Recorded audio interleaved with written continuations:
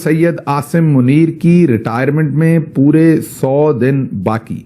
कि उनकी इस दौड़ या इस इंतकाम या इस रवैये की वजह से पाकिस्तान को नुकसान पहुंचने का इख्तिमाल है, बल्कि मुझे तो पाकिस्तान टूटता हुआ दिखाई देता है। अहम खबर, पाकिस्तान भारत के साथ मुज़ाकरात के लिए तैयार है, इसहाक डार का ऐसा कहना है। पाकिस्तान के वजीर खारजा इसहाक डार ने पार्लियामेंट में कहा सहाफियों के हम भारत से बात करना चाहते हैं। ये एतराफ़ शिकस्त है। चीन के साथ ताल्लुकात जो अच्छे हो रहे हैं तो उसमें पाकिस्तान के कंसर्न्स हैं कि भाई हो क्या रहा है, आप इंडिया के साथ जो हमारा जानी दुश्मन है उसके साथ कर रहे हैं, या फिर आप मान जाइए कि भारत के बगैर आपका गुजारा नहीं हो रहा। आपका दोस्त चाइना भी इस वक्त भारत के साथ चला गया है और आप घबराए हुए हैं, ये बात या फिर आप मान जाइए। 28 या 29 नवंबर 2025 को उनकी मुद्दत मुलाजमत या उनका जो टेन्योर है आर्मी चीफ का वो खत्म हो जाएगा, क्योंकि 3 साल का कानूनी तौर पर टेन्योर मिलता है।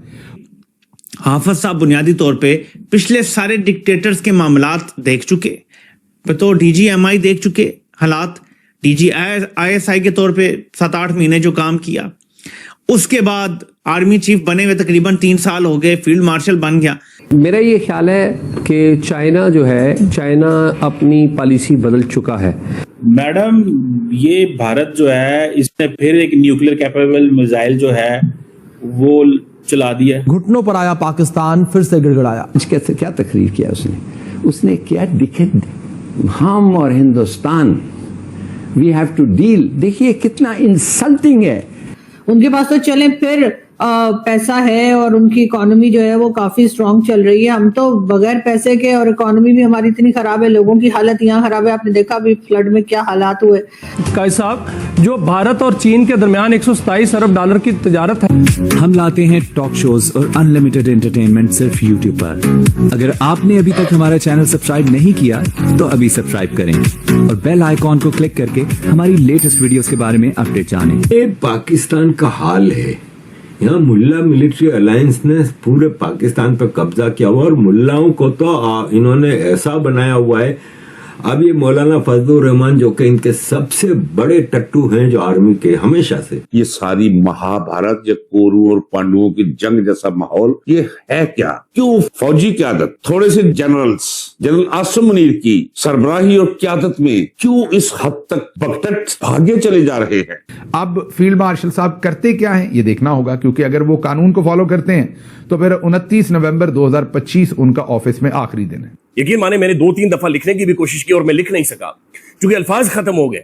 हम किस तरफ, यानी किस पस्ती की तरफ हम जा रहे हैं, कितना हम और गिरेंगे। खारजा इसहाक डार ने पार्लियामेंट में कहा सहाफियों के हम भारत से बात करना चाहते हैं। तो मैडम देखें, पाकिस्तान जो है वो देखें बातचीत का और हाथ जो है वो आगे किया उसने इंडिया से बात करने के लिए। कैसे देखती हैं आप इसको?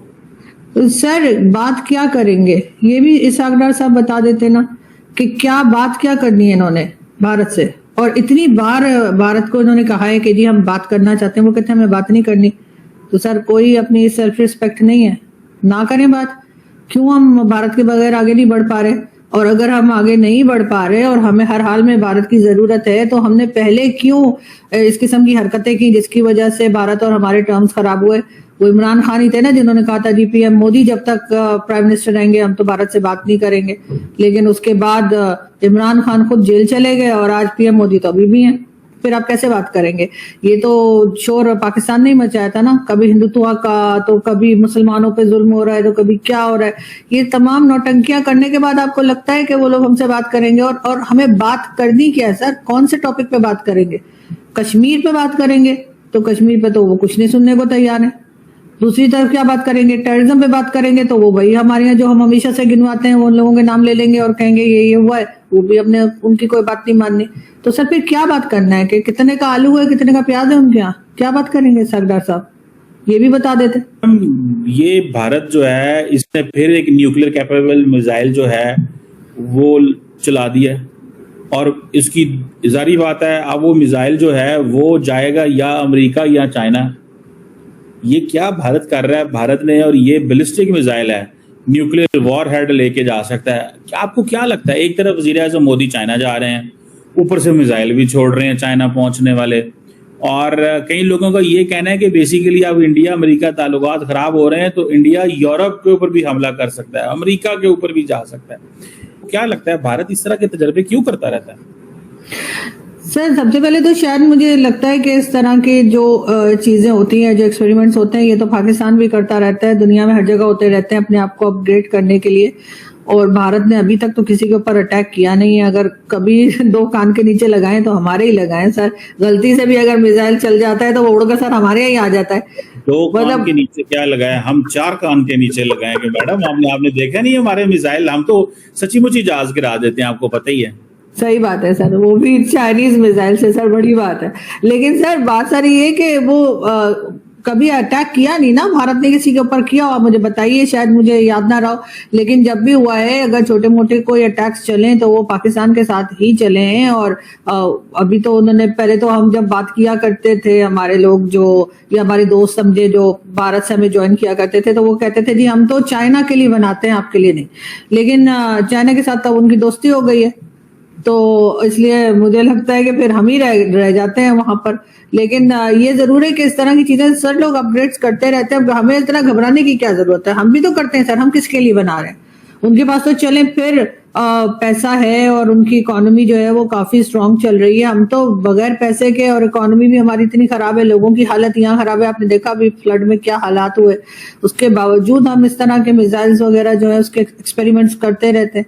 तो पाकिस्तान बताए कि वो किसके लिए कर रहे हैं, तो जाहिर है कि अगर किसी के पास, उनके पास पैसा है तो वो अपग्रेड तो करते रहेंगे चीजों को। मैडम बात पैसे की नहीं है। देखिए बात यह है कि पाकिस्तान अगर 3700 किलोमीटर 2700 किलोमीटर का भी मिसाइल बनाए तो अमेरिका कहता है ये हमारे पास पहुंचाने के लिए कर रहे हैं। हालांकि 2700 किलोमीटर तो नहीं है यहाँ से अमेरिका। इंडिया इतने इंटरकॉन्टिनेंटल बड़े बड़े मिसाइल, तो फिर जो छोटे ममालिक होते हैं हम जैसे, हमें वो जो है वो फोर्स करते हैं कि हम भी डिफेंस पे पैसा लगाएं, हम भी अपने दिफा पे खर्चा करें। तो इंडिया को नहीं ना चाहिए कि दिफा पे इतना पैसा लगाए ताकि खित्ते में माहौल खराब हो।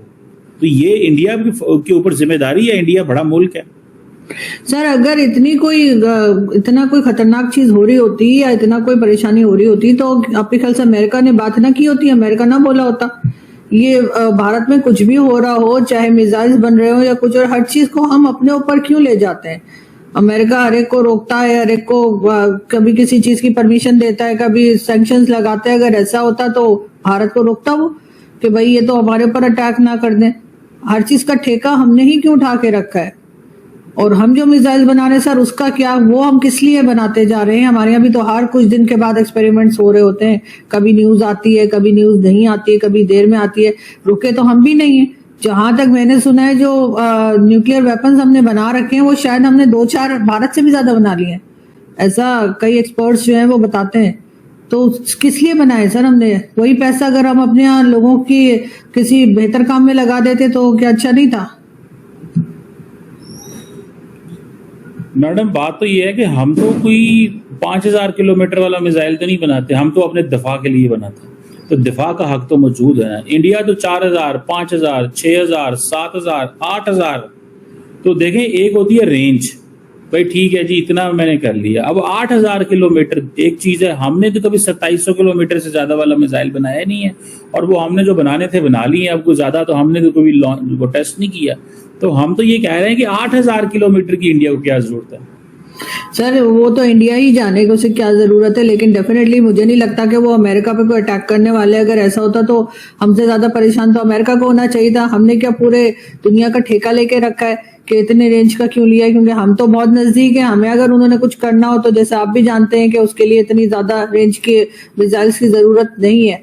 लेकिन अभी तक भारत ने कोई ऐसी बात की नहीं है जिससे कि हम कोई रिजल्ट निकाल सकें कि वो क्यों बना रहे हैं। और कई हथियार, कई मिसाइल्स तो सर वो इसलिए भी बना रहे हैं कि वो आगे जो है उसको दूसरी कंट्रीज को दे सकें या बेच सकें, या इस किस्म के काम भी सुनने में आया कि वो करेंगे। तो आपको ये वीडियो कैसा लगा कमेंट बॉक्स में जरूर लिखिए। इस वीडियो को लाइक कीजिए, शेयर कीजिए, सब्सक्राइब करना ना भूलिए आपके चैनल EFCZ को। मिलते हैं अगली वीडियो में। जय हिंद।